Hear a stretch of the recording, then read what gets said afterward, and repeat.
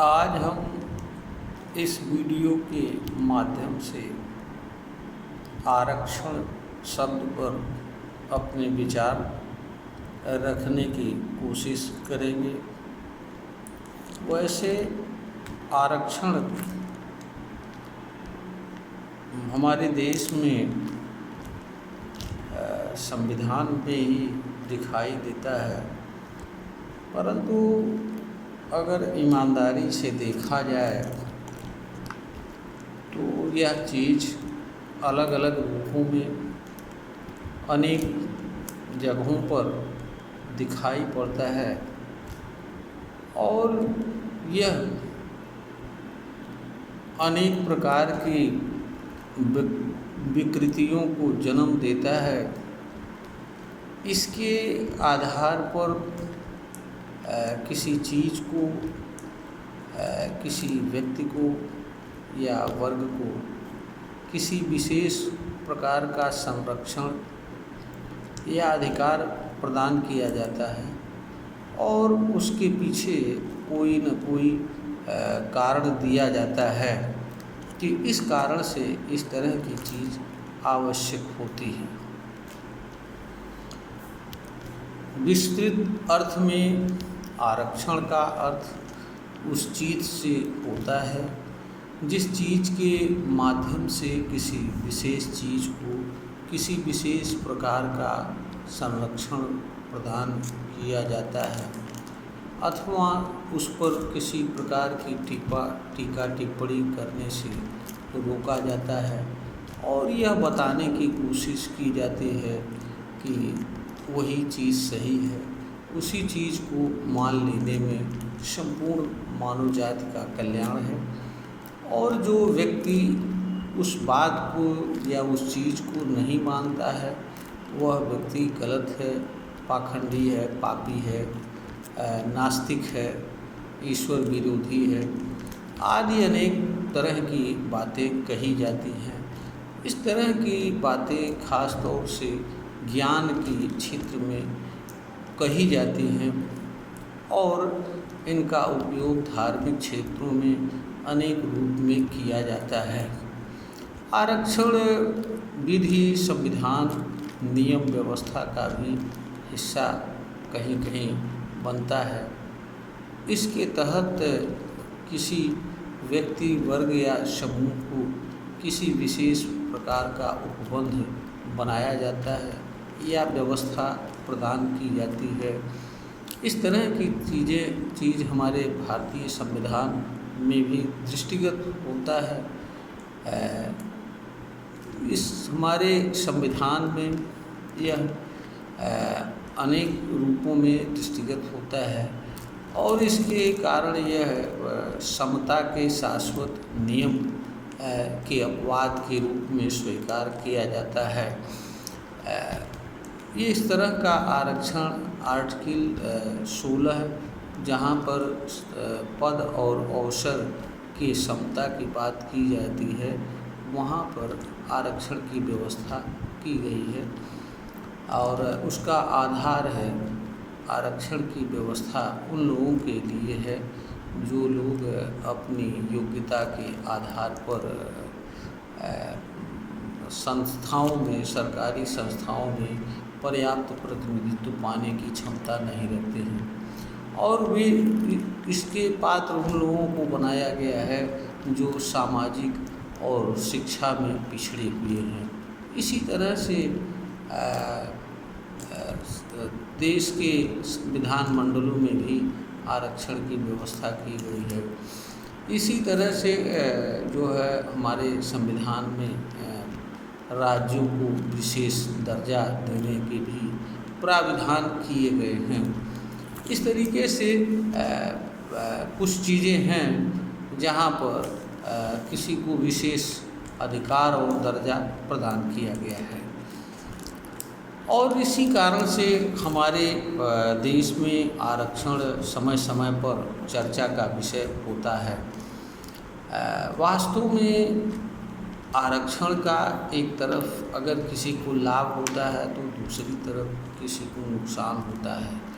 कुछ लोगों को इससे फ़ायदा होता है तो वे लोग इसके समर्थक हो जाते हैं, और जिन्हें इसके कारण किसी प्रकार का नुकसान होता है तो वो लोग इसके विरोधी बन जाते हैं। वास्तव में इसके कारण समाज में एक नए तरह के वर्गीकरण का जन्म होता है और एक नए प्रकार की विकृति होती है। इसी का कारण यह होता है कि आरक्षण जैसी चीज़ पर ईमानदारी और निष्पक्ष भाव से चर्चा नहीं हो पाती है। कोई भी चर्चा करने के लिए तैयार नहीं होता है। इसका कारण यह होता है कि जो है जिसको लाभ होता है वह इसका समर्थन करता है और जिसका नुकसान होता है इसके खिलाफ बोलता है। तो एक पक्ष जो है इसकी वकालत करता है, दूसरी पक्ष विरोध करता है। कोई भी दोनों में से कोई भी पक्ष ईमानदारी और निष्पक्ष भाव से आरक्षण पर चर्चा करने तथा किसी तरह का तर्कसंगत निष्कर्ष या निर्णय पर पहुंचने की क्षमता नहीं प्राप्त कर पाता है। अगर यह चीज़ अगर हमारे देश में देखा जाए तो स्पष्ट रूप से दृष्टिगत होती है। हमारे देश में जो आरक्षण है संविधान में, विधि में, वह उस पर कभी किसी भी दशा में खुली चर्चा नहीं हो पाता है और ना ही कोई तैयार होता है। जैसे ही इस पर किसी तरह की चर्चा की कोई बात आती है तो इस पर धरना, प्रदर्शन और बहुत सारी चीज़ें प्रारंभ हो जाती हैं। हमारे देश में आरक्षण के केवल नौकरियों में ही नहीं है बल्कि यह कई तरह के अधिनियमों में भी लागू किया गया है जहां समता के नियम को खंडित किया गया है। इस संदर्भ में हरिजन एक्ट भी पारित किया गया है और जिसमें अनुसूचित जाति एवं जनजाति अधिनियम को बनाया गया है, जिसके माध्यम से इनके लिए सबूत के भार को अलग रूप में वर्णन किया गया है। सामान्य रूप से आपराधिक मामलों में जो व्यक्ति किसी के खिलाफ एफआईआर लाता है या कोई बात कहता है उसे अभियुक्त की दोष सिद्धि को साबित करना होता है। लेकिन यहाँ पर बर्डन ऑफ प्रूफ के सामान्य सिद्धांत को बदल दिया गया है। यहाँ पर अभियुक्त को ही यह साबित करना पड़ता है कि वह निर्दोष होता है। यह वास्तव में दोषपूर्ण है। यह बर्डन ऑफ प्रूफ के सामान्य नियम के विपरीत है। इसी तरह से घरेलू हिंसा और औरतों से जुड़े अपराध के मामलों में भी इस तरह की व्यवस्था की गई है। एविडेंस एक्ट में इस तरह के संशोधन किए गए हैं और जहां पर दहेज प्रतिषेध अधिनियम बनाया गया है जिसमें दहेज लेने वाले व्यक्ति को ही यह साबित करना होता है कि उसने दहेज नहीं लिया है। तो इस तरह के कानून जो है सामान्य सिद्धांत का या एक समता के नियम का उल्लंघन करते हैं। इससे एक तरफ से किसी को संरक्षण या सुविधा प्रदान करने की कोशिश की जाती है और दूसरी तरफ जो है इससे किसी को एक प्रकार की असुविधा प्रदान की जाती है। और यह भी देखा जाता है कि ऐसी चीज़ों पर ज़्यादातर दुरुपयोग भी किया जाता है और बहुत सारे निर्दोष लोग भी सज़ा पा जाते हैं जिनका जो वास्तव में किसी भी प्रकार का कोई अपराध नहीं किए होते हैं।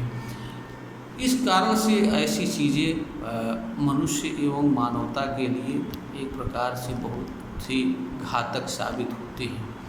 यह इससे एक तरह से समाज में वर्गीकरण जन्म लेता है और एक वर्ग दूसरे वर्ग का स्वाभाविक रूप से दुश्मन बन जाता है, क्योंकि एक पक्ष इसकी वकालत करता है और दूसरा पक्ष विरोध करता है, जिसके कारण संघर्ष उत्पन्न होता है।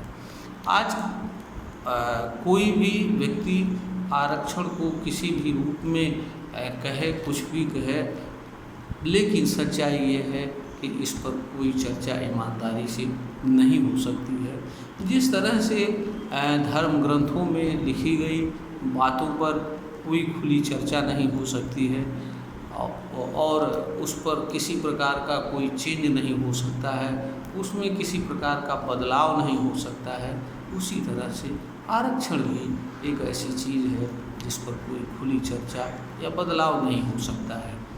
इस वीडियो का आशय भारतीय संविधान के द्वारा प्रदत्त आरक्षण का विरोध या समर्थन नहीं करना है, क्योंकि यह भारतीय संविधान आरक्षण को एक संवैधानिक व्यवस्था प्रदान करता है। जब तक वह संवैधानिक व्यवस्था है तब तक वह है, उसे कोई भी व्यक्ति या किसी भी नागरिक को गलत बताने का अधिकार नहीं रखता है। इस कारण से मैं भी इस वीडियो के माध्यम से आरक्षण व्यवस्था को गलत नहीं कह सकता हूँ और ना ऐसा कहना हमारे लिए उचित है, परंतु कोई भी संविधान हो या विधि की कोई व्यवस्था हो, वह चर्चा का विषय होती है। चर्चा करने से, निष्पक्ष आलोचना से कानून मना नहीं करता है। देश का संविधान और विधि आलोचना की अवसर प्रदान करता है। तो आरक्षण चर्चा आलोचना का विषय है, इस पर किया जा सकता है। रही बात संशोधन अमेंडमेंट का, यह संसद का विषय होता है। यह संसद में चर्चा करके इसे हटाया जा सकता है, इसे कायम रखा जा सकता है या किसी नए रूप में स्वीकार किया जाता है, तो यह विषय विधानमंडलों का होता है। लेकिन एक नागरिक के रूप में या एक देश के जो है प्रबुद्ध व्यक्ति के रूप में यह कोई भी व्यक्ति आरक्षण पर चर्चा कर सकता है, विचार विमर्श कर सकता है। इसकी अच्छाई और बुराई पर चर्चा हो सकती है, इसके दुष्परिणामों पर चर्चा हो सकता है, इससे फ़ायदा क्या हुआ, इससे नुकसान क्या हो रहा है, इसे कब तक जारी रखना जाना चाहिए, कब इसे हटा देना चाहिए, किन परिस्थितियों में हटाना चाहिए, उसके लागू करने का आधार क्या है, क्या वे उद्देश्य पूरे हो गए जिन उद्देश्यों को लेकर आरक्षण की व्यवस्था की गई है। यदि नहीं पूरे हुए हैं तो क्यों नहीं पूरे हुए हैं और इसके लिए क्या किया जाना चाहिए कि जिससे आरक्षण का उद्देश्य पूरा हो जाए और आरक्षण जो कि समता के नियम का अपवाद है उसको हटा करके सभी लोगों को एक तरह की व्यवस्था लागू की जाए, जिससे किसी को संविधान या विधि पर किसी प्रकार का टीका टिप्पणी करने का किसी भी तरह का अवसर न प्राप्त हो और न ही किसी को यह कहने का अवसर प्राप्त हो कि संविधान के माध्यम से भेदभाव किया जा रहा है। यह क्योंकि व्यवहार में आए दिन संविधान का लोग विरोध करते हैं, तमाम तरह की बातें करते हैं। वास्तव में अगर देखा जाए तो संविधान को सामाजिक न्याय के सिद्धांत को लागू करने के लिए आरक्षण जैसी व्यवस्था स्वीकार किया गया है संविधान के माध्यम से। अब यह कितना सही है, कितना अपने उद्देश्य को पूर्ण करने में कामयाब रहा है, कितना सफल रहा है, कितना असफल रहा है, यह सब चीज़ें चर्चा का विषय हो सकती हैं, होना चाहिए, क्योंकि मानव समाज विचारशील प्राणी होता है और विचार ही वह साधन होता है जिसके माध्यम से मानव समाज में किसी तरह का परिवर्तन होता है या मानव समाज में कोई व्यवस्था, चाहे वो संवैधानिक हो या विधिक हो या किसी तरह की अन्य व्यवस्था हो, उसमें चर्चा के माध्यम से ही किसी निष्कर्ष पर पहुंचा जा सकता है और उसके आधार पर किसी तरह का फेरबदल किया जा सकता है। क्योंकि मानव हमारा जो नेचर है, हमारा जो अनंत है, उसमें निरंतर परिवर्तन होता रहता है। मानव समाज भी हमेशा किसी न किसी रूप में परिवर्तन की आवश्यकता से गुजरता रहता है। इसलिए जो भी विशेष व्यवस्थाएं हैं वह हमेशा सर्वकालिक सार्वभौमिक नहीं हो सकती हैं। आरक्षण भी सार्वभौमिक सर्वकालिक व्यवस्था नहीं हो सकती है और ना होना चाहिए। इस तरह की चीज़ों पर चर्चा होना चाहिए। इस वीडियो के माध्यम से हम केवल आरक्षण क्या है और उसके अर्थ और आशय को बताने का प्रयास किया है। हो सकता है यह वीडियो प्रश्नगत विषय पर लोगों का मार्गदर्शन करने में समर्थ हो। हम अपने समस्त श्रोतागण से यह निवेदन करते हैं कि अगर यह वीडियो प्रश्नगत विषय पर मार्गदर्शन करने में सफल हो तो इस वीडियो को लाइक करें, शेयर करें और हमारे चैनल को सब्सक्राइब करें। इस वीडियो का उद्देश्य आरक्षण का समर्थन और विरोध करना नहीं है। आरक्षण पर अपने विचार को रखना है। विचार रखना कोई बुराई नहीं है, क्योंकि ज्ञान और अनुभव को शेयर करने से ही लोगों के अंदर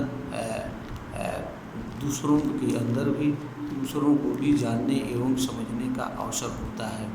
एक व्यक्ति का ज्ञान और अनुभव दूसरों के लिए सरलता से किसी बात या चीज़ के संबंध में ज्ञान प्राप्त करने का अवसर प्रदान करता है। तो इस वीडियो का उद्देश्य, इस चैनल का उद्देश्य ज्ञान वर्धन करना है और इसी आशय से मैं वीडियो के माध्यम से अलग अलग विषयों पर अपने ज्ञान एवं अनुभव को साझा करने का प्रयत्न करता हूँ। यह वीडियो अगर श्रोतागण को मार्गदर्शन करने में सफल है तो इसे अवश्य लाइक करें, चैनल को सब्सक्राइब करें और ज्ञान वर्धन के इस कार्य को आगे बढ़ाने का कार्य करें, प्रोत्साहन पैदा करने का कार्य करें। क्योंकि जब अधिक से अधिक लोग चैनल को सब्सक्राइब करते हैं, अधिक से अधिक लोग बातों को सुनते हैं, देखते हैं, तो उससे हमारे अंदर भी और उत्साह बढ़ता है और इस कार्य के प्रति समर्पण की भावना जागृत होती है। हर व्यक्ति कहीं न कहीं जो भी कार्य करता है कोई न कोई उद्देश्य अवश्य होता है। बिना उद्देश्य के कोई व्यक्ति कर्म नहीं करता है। अगर उद्देश्य कुछ सार्थक होता हुआ प्रतीत होता है तो व्यक्ति को उस कार्य को करने में अधिक मन लगता है, प्रसन्नता होती है और उस कार्य को वह और अच्छे से अच्छी तरीके से करने का प्रयत्न करता है।